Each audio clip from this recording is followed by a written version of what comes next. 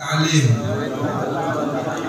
wa tadhakkura wa tadhkir wa naf'a wal indifa' wal ifadah wal istifadah wal hatha ala tamassuki bi kitabillah wa sunnati rasulillah sallallahu alaihi wasallam wa du'a ila al-huda wa dalalah ala al-khair ibtigha'a mardadillah wa qurbihi wa thawabihi subhanahu wa ta'ala. Bismillahirrahmanirrahim. Wa qala radhiyallahu ta'ala anhu wa ardha qala al-habib Abdullah bin Husain bin Tahir fi kitabih Sulam Taufiq fi aqsamir riddah ila an qala wal qismu tsalits al-aqwal wa hiya katsiratun jiddan la tanhasir minha ay yaqula li muslimin ya kafir aw ya yahudi aw ya nasrani aw ya adibad din muridan anna alladhi alayhi al-mukhatab min ad-din kufrun aw yahudiyyah aw nasraniyah aw laysa bid-din wa kasukhriyya bismin min asma'ihi ta'ala aw wa'dihi aw wa'idihi mimman la yakhfa alayhi nisbatu dhalika ilayhi subhanahu wa ta'ala. Ini yang kemarin. Wa ka'ayyakula law amarani Allahu bikadza lam af'alhu aw law sarat al-qiblah fi jihati kadza ma sallaitu ilaiha aw law a'tani Allahu al-jannata ma dakhaltuha mustakhiffan aw mudhiran lil inadi fil kull wa ka'ayyakula law akhadani Allahu bi tarki salati ma'a ma ana fihi minal marad zalamani aw qala li fi'lin hadatha hadha bi ghairi takdirillah aw law syahida indi al-anbiya wa awil malaikah aw jami'ul muslimin bi kadza ma qabiltuhum ila akhiri ma qala radhiyallahu ta'ala anhu wa arda.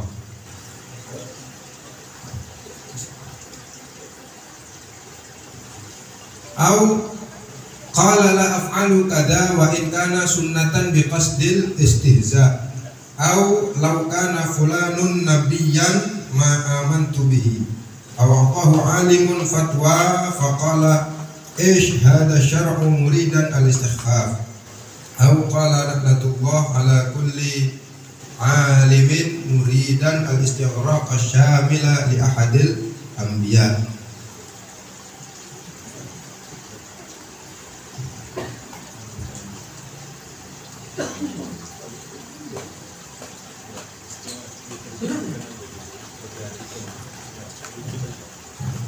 Di yang kemarin kita kan bahasnya itu sampai di pembahasan macamnya sebab kufur kan ada 3 kan begitu.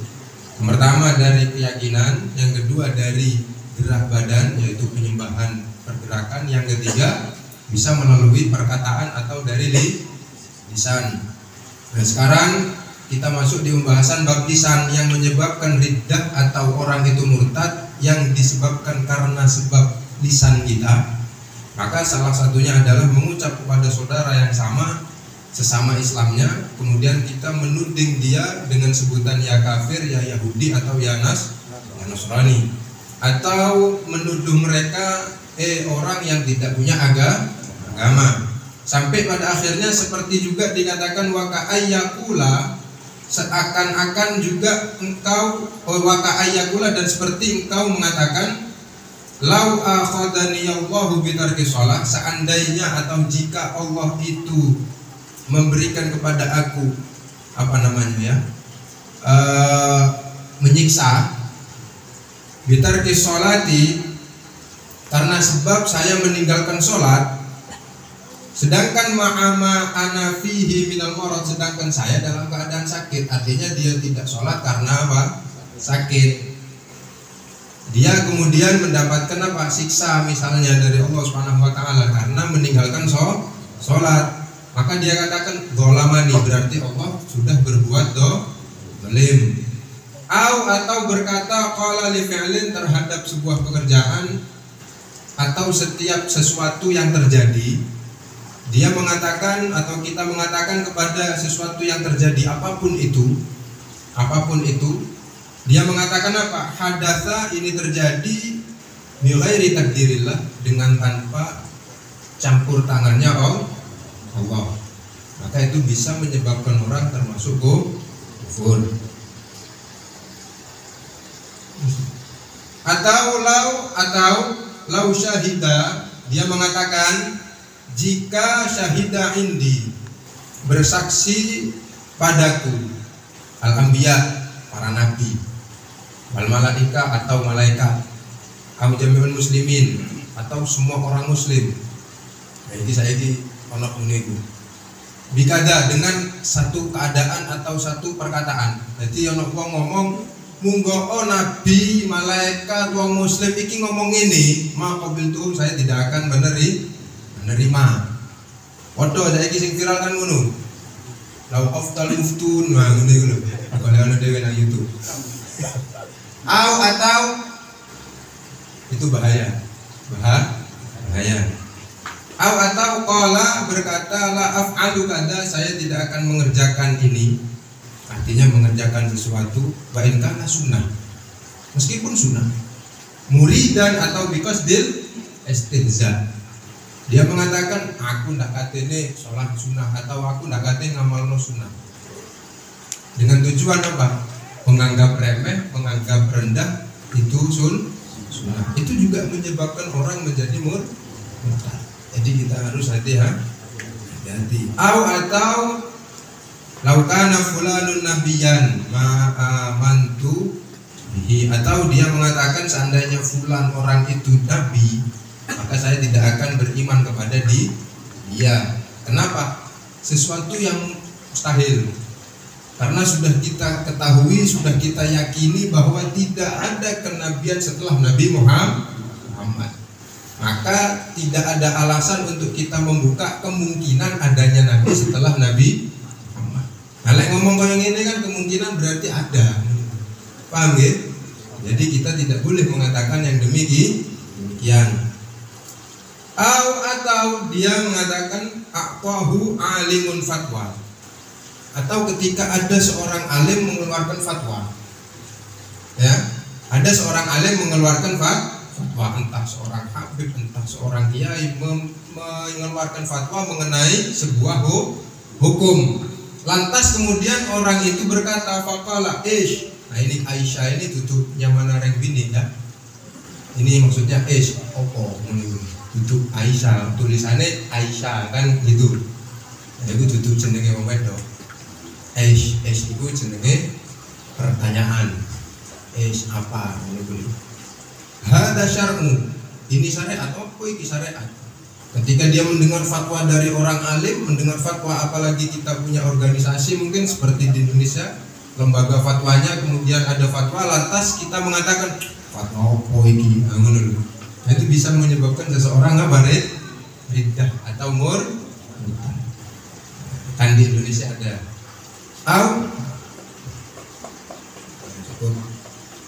Nanti akan lanjut. Beliau kita ambil manfaat kepada beliau, mudah-mudahan nanti kita barokah dan bisa kita amalkan. Yang khusyuk tidak usah ribut dewi. Allahumma sholli ala Muhammad.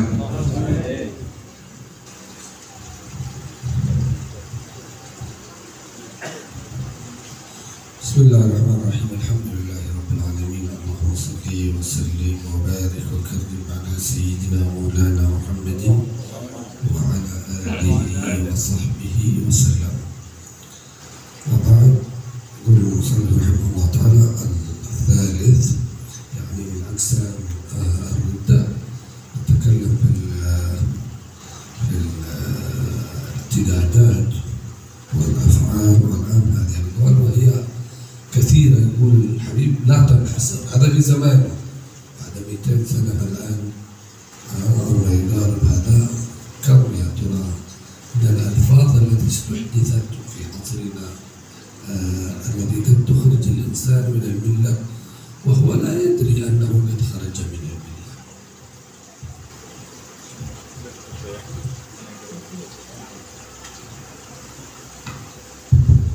Bismillahirrahmanirrahim.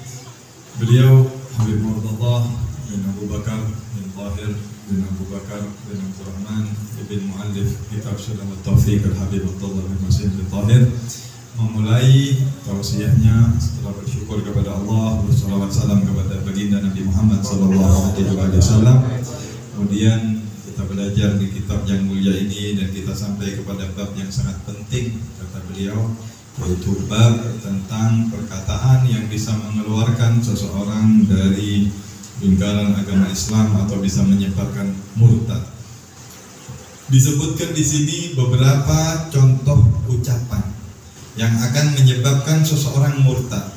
Beliau menyebutkan contoh ini beberapa saja, beberapa ucapan, beberapa ungkapan, dan beliau mengatakan di zamannya 200 tahun yang lalu kira-kira, zaman beliau itu kurang lebih 200 tahun yang silam, beliau mengatakan dengan beberapa contoh ini, dan beliau mengatakan masih banyak lagi ucapan-ucapan, ungkapan-ungkapan yang bisa membuat orang menjadi murtad. Zaman itu 200 tahun yang lalu. Terus gimana zaman kita sekarang? Apalagi zamannya medsos sekarang yang semuanya orang, Masya Allah, pinter komen, pinter nulis, pinter komentar, dan semuanya nafsu ngomong kata beliau. Ini disebutkan beberapa hal dan semoga kita dilindungi oleh Allah Subhanahu wa taala dari ucapan-ucapan menyebabkan murtad.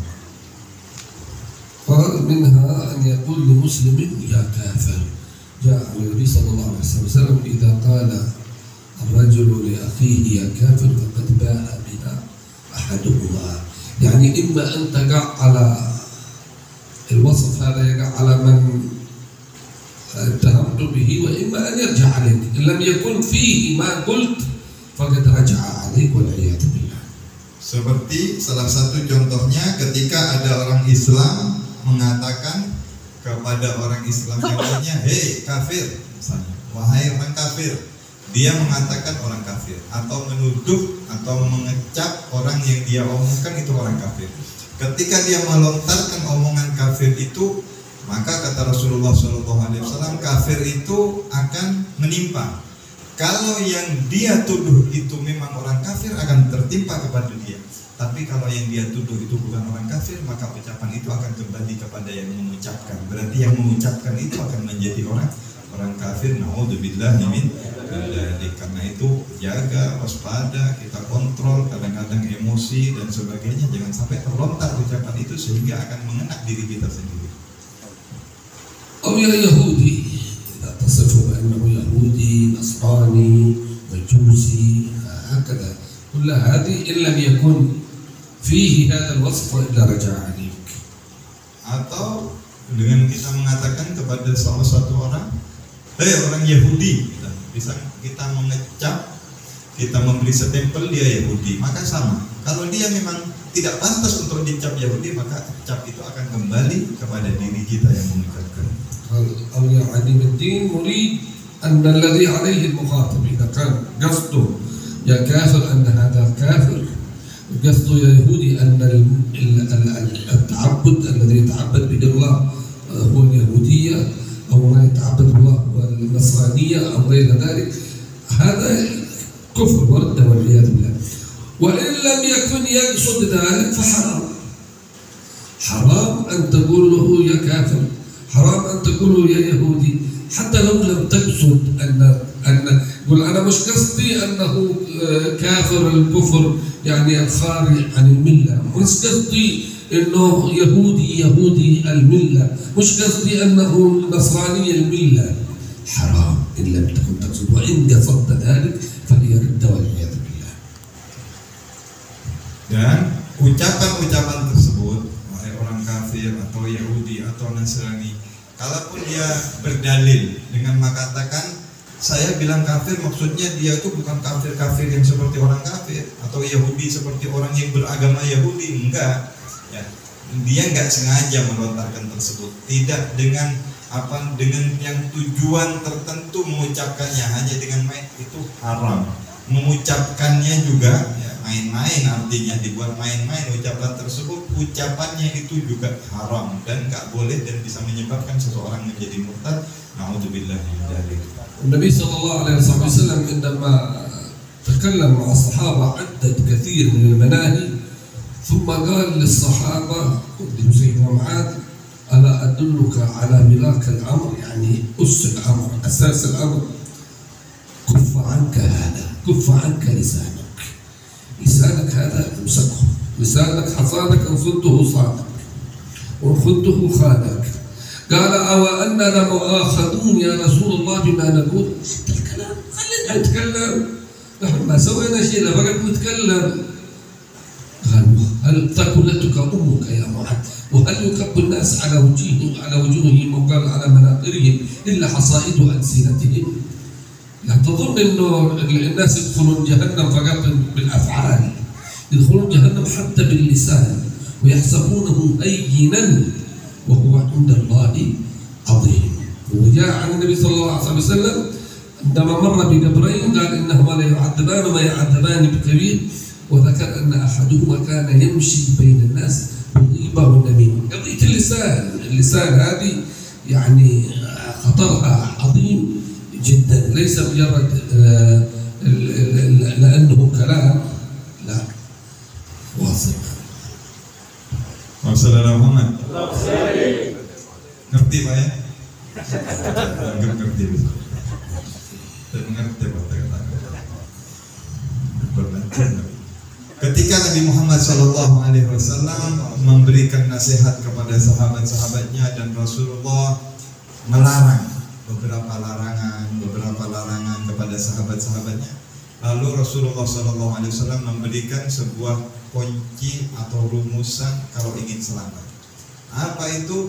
Rasulullah ketika menasihati kepada salah satu sahabatnya, Rasulullah sambil memegang lisannya, kata Rasulullah, jaga ini, sambil dikeluarkan lisannya sambil dipegang, jaga ya, culuk katanya orang mulut, ucapan, ini jaga, ini kunci keselamatan. Kalau orang kontrol ucapannya, kontrol yang perkataannya, maka dia selamat. Tapi kalau dia lepas, dia col misalnya, ngomong dilepas dan dia komen sembarang ngomong, maka sulit untuk selamat. هذا حتى يوقع الناس حتى في معيشتهم الحياتية. لو سكت الناس ما كان في مشاكل بين زوجة وزوجها. لو سكت الإنسان ما كان مشاكل بينه وبين مديره في الشغل. يسكت مرحبا، يسمع وينفذ. أما مجرد أنه يتكلم يوقف. إذا كثر كلامك كثر خطرك. Begitu juga kata beliau, semua problem, semua kegaduhan itu kebanyakan gara-gara omongan.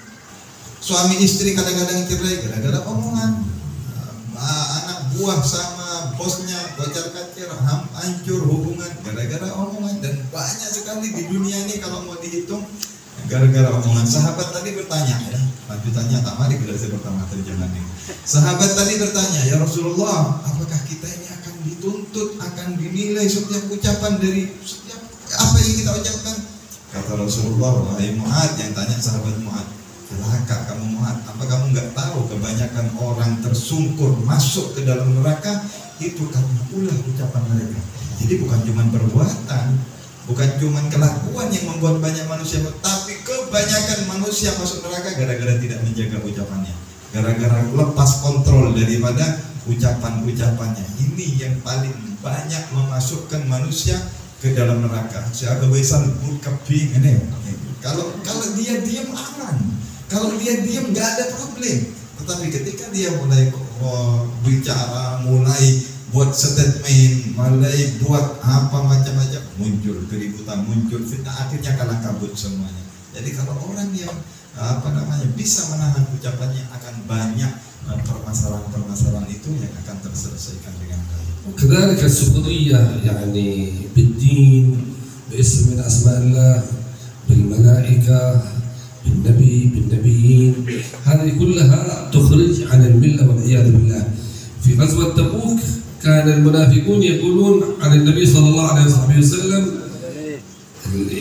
يعني يسيرون مع النبي، يشهدون أن لا إله إلا الله أن محمد رسول الله ظاهرا، يقولون انظروا إلى هذا يفتح بصور الشام ويأخذ حصون بني الأصفر، يعني لأنه كان يبشر الصحابة في غزوة الخندق يقول لهم الله أكبر فتحت قصور الروم، فتحت كذا فكانوا انظر، كان يمشون بين الجنود بين الصحابة، انظروا يقول هذا يبشر الصحابة بأنهم يفتحون الحصون ويفتحون القصور وهم الواحد ما يقدر حتى يبول من شدة الخوف.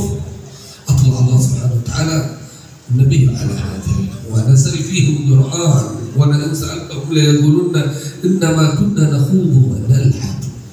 نحن كنا نضحك ننكت فقط. قال لا تعتذروا قد كفرتم بعد الإسلام. كيف كفروا؟ بقوة.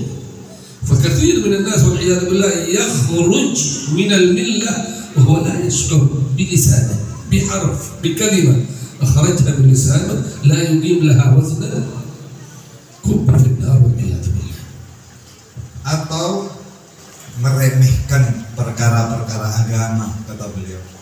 Kemudian beliau mengasih satu contoh di zaman Nabi Muhammad SAW ketika perang Khandaq. Perang Khandaq itu kaum muslimin terkepung bikin parit. Saat itu keadaan sulit. Ketika tengah-tengah sahabat gali parit, ada satu batu besar yang sulit untuk digali. Lalu Rasulullah SAW dipanggil, ya Rasulullah, ada batu sulit ini untuk digali, besar batu ini.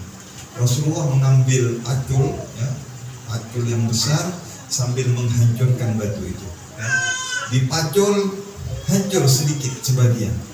Ketika batu itu hancur sedikit, belum hancur semuanya, baru sedikit, Rasulullah langsung memberikan kabar kepada sahabat, negeri Romawi akan kita kuasai, kata Rasulullah. Akan terbuka negeri Romawi. Dipacul lagi sedikit itu batu, pecah lagi, enggak semuanya, tapi pecah sedikit demi sedikit. Rasulullah memberi kabar gembira lagi, ini negeri Persia akan dikuasai.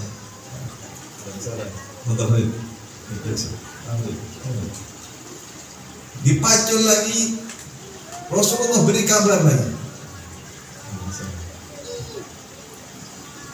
terbuka negeri Romawi, terbuka negeri ini. Semua diberikan oleh Rasulullah SAW kabar gembira kepada sahabat akan Islam ini artinya akan berjaya, akan tersebar, akan menguasai dunia. Lalu ada satu orang yang hadir di sana meremehkan Nabi Muhammad SAW dan mengatakan, apa ini Nabi Muhammad macul batu, orang kita sekarang banyak yang mau kencing setengah mati, mau kencing kebingungan, mau menguasai Romawi. Kita ini tidak punya apa-apa, ini kita sekarang terkepung. Jadi dia meremehkan Rasulullah SAW, menghina Rasulullah. Nabi tidak menjawab, tapi Allah turunkan wahyu di dalam Al-Quran yang berkenaan dengan orang ini. Kenapa? Dia tidak menjaga ucapannya. Dia sembarang ngomong, menghina Nabi Muhammad SAW dan dengan mengatakan hal yang ini termasuk meremehkan perkara agama, meremehkan apa yang dikabarkan oleh Rasulullah. Tidak berbicara dengan hawa nafsunya. Rasulullah itu sudah mengetahui segala sesuatu. Ini meremehkan apa yang diucapkan oleh Rasulullah. Turun Al-Quran berkenaan dengan orang ini, menghina orang ini, dan na'udzubillah min dzalik, gara-gara tidak menjaga ucapan dan lisannya. Semoga kita diselamatkan. لا تعتذروا قد كفرتم بعد إيمانكم. يقال هذا الكلام لكل إنسان يستهزئ بشيء من هذا الدين، سواء بآيات الله أو صفاته أو ملائكته أو أنبيائه أو بشرعه أو بسنته، كل هذا يقول لهم لا تعتذروا قد كفرتم بعد إيمانكم. Allah sebutkan di dalam Al-Quran surat At-Taubah ayat 66, la ta'tadiru qad kafartum ba'da imanikum. Jangan kalian mencari alasan, kalian sudah kafir setelah kalian beriman. Asalnya kalian beriman, kalian Islam, tapi kalian kafir karena mengucapkan ucapan-ucapan yang membuat kalian murtad, keluar dari ucapan kalian. Jangan cari alasan, jangan cari pembenaran atas ucapan kita. Ini ayat untuk orang itu dan untuk semuanya orang Islam yang telah murtad karena tidak menjaga ucapan-ucapannya. نكتفي بهذا. بعدين حبيبي يكمل بقية الشرح. نسأل الله أن يحفظ علينا وعليكم دين الإسلام والإيمان. Saya doakan, kata beliau, semoga yang hadir dijaga iman dan Islamnya, dijaga agamanya, semuanya dikabulkan oleh Allah. يبارك فينا وفيكم في صاحب البيت حجي شمس الهدى والحبيب صاحب المجلس Hasan Muhammad Asgar. Semoga Allah memberkahi tuan rumah Haji Syamsul Huda, kata beliau, dan majelisnya juga Habib Hasan Asgar. Semoga Allah beri berkah kepada majelis yang dibimbing oleh beliau dan kita semuanya. Semua habaib yang hadir, Habib Yusuf dan semua para ustaz, para guru-guru, para tokoh yang hadir. Semoga majelis ini diberikan manfaat yang begitu luas dengan kitab yang dibaca di majelis ini. صاحبه قد دعا لمن قرأه أن يرتقي، يعني يفتح الله سبحانه وتعالى عليه. لو لم يكن في هذا الكتاب إلا دعوات المؤلف الذي خرجت من فم ولي الله سبحانه وتعالى لكفى. Terutama kalian jenengan yang baca kitab ini, yang hadir istiqamah di majelis ini, sudah dapat doanya dari pengarang ini. Dan pengarang ini walinya Allah. Kalian yang hadir, ngerti nggak ngerti, insya Allah sudah dapat bagian dari doanya seorang walinya Allah Subhanahu Wa Taala. Apa doanya beliau? Semoga kita semua dijaga oleh Allah Subhanahu Wa Taala. من وقف عليه للعمل بمقتضى والترقي بالتمدد بالنوافل ليحوز حبه وولاه. Ini doanya, yaitu orang yang baca kitab ini, belajar kitab ini, dan mengkaji, menghadiri majelis kitab ini, semoga diberi taufik oleh Allah Subhanahu Wa Taala. Semoga dikuatkan untuk bisa mengamalkan apa yang diajarkan di kitab-kitab ini, kemudian ditingkatkan, dinaikkan lagi derajatnya oleh Allah Subhanahu Wa Taala dengan memperbanyak mengerjakan hal-hal yang sunnah untuk memperoleh kecintaan Allah Subhanahu Wa Taala dan perlindungan dari Allah Subhanahu Wa Taala. Sallallahu alaihi wa barakatuh ala sayyidina Muhammad wa ala alihi wasallam wal afwu minkum. Bismillahirrahmanirrahim. Alhamdulillahirabbil alamin. Allahumma shalli ala sayyidina Muhammad wa ala ali sayyidina Muhammad. Kita mau minta ijazah kepada beliau, ya, sambungan sanad supaya disambungkan kepada kakeknya pada ngarang kitab ini, dan apa saja yang mau beliau berikan ijazahnya kepada semua yang hadir di majelis ini. Nanti kita sama-sama terakhir mengucapkan qabilnal ijazah, artinya saya terima ijazahnya, gitu ya. Kita dengarkan dulu apa yang beliau berikan. Nanti majelis dilanjut Habib Hasan, nanti beliau kan ada majelis lagi, yang lain jangan ikut bubar ya. Mungkin Habib ada majelis sekarang, selesai doa, selesai ngasih ijazah, Allah yang lain tetap anteng. اللهم صل على سيدنا محمد وعلى ال سيدنا محمد صلاة عبد قلت حيلته ورسول الله وسيلته وانت لها يا إلهي ولكل كرب عظيم ففرج ما أنا فيه بسر بسم الله الرحمن الرحيم. استحق هذه الإجازة ويجكم في هذه الصيغة بالصلاة على النبي صلى الله عليه وسلم يا الحبيب عبد الحسين الطاهر مجربة لتفريج الكروب. كذلك نجدكم في سلم التوفيق هذا الكتاب، وفيما يقربنا من الله سيدتي يا ارحم الراحمين فرج عن المسلمين، سيدتي يا ربنا اعترفنا وسيدتي سلام الله يا سادة فيما يقربنا من الله قولوا جميعا قبلنا الإجازة. Ucapkan semuanya qabilnal ijazah. Qabilnal ijazah. Saya terima ijazahnya, artinya mudah-mudahan bersambung dengan beliau. Kata beliau dikasih majelis ini dikasih amalan salawatnya. Monggo mau dibaca berapa kali terserah. Mungkin sebelum atau sesudah majelis ini. Ini dari pengarang kitab Sulamut Taufik, kakek beliau. Allahumma shalli ala sayyidina Muhammad wa ala ali sayyidina Muhammad salata abdin qallat hilatuhu wa rasulullahi wasilatuhu wa anta laha ya ilahi wa likulli qalbin adhim wa farrij ma ana fihi bisirri bismillahirrahmanirrahim. Ini yang punya problem, yang punya masalah, yang punya keruwetan dalam kehidupan, dibaca selawat ini. Insya Allah dikasih jalan keluar terbaik oleh Allah Subhanahu Wa Taala. Semakin banyak bacanya semakin diijazahkan selawat ini sama kitab Sulamut Taufik, sama doa-doa dari kakek beliau, qasidah ya Arhamar Rahimin, Salamullah ya Sadah, Mirrahman ya Usyakum yang biasa dibaca di Maqam Salihin, itu juga karangan dari Dr. Husain Tahir. Juga qasidah ya Rabbana Atarafna habis majlis biasanya dibaca, sama semua karangan kakek-kakek beliau diijazahkan kepada semua yang hadir. Mudah-mudahan menjadi sambungan yang barokah di dunia wal akhirah. Amin. Sirrul Fatiha. Al-Fatihah.